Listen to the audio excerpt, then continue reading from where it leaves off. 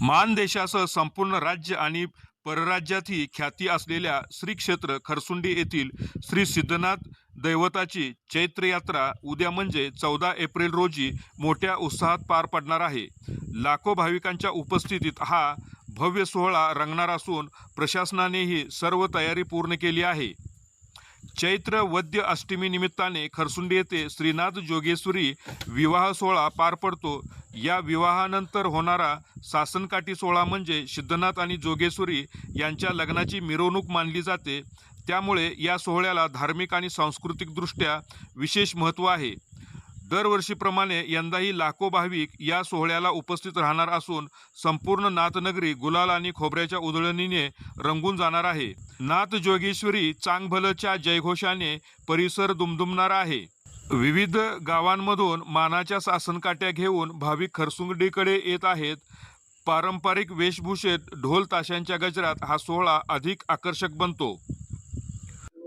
महाराष्ट्रातील प्रसिद्ध असणारे तीर्थक्षेत्र खरसुंडी, तालुका आटपाडी, जिल्हा सांगली या देवस्थानची यात्रा 14 एप्रिल रोजी होणार आहे। यात्रेचा मुख्य दिवस आहे सासनकाठी यात्रा ही प्रसिद्ध आहे। महाराष्ट्र, गुजरात, राजस्थान अनेक राज्यातून अनेक भाविक या यात्रेसाठी दरवर्षी जमत असतात।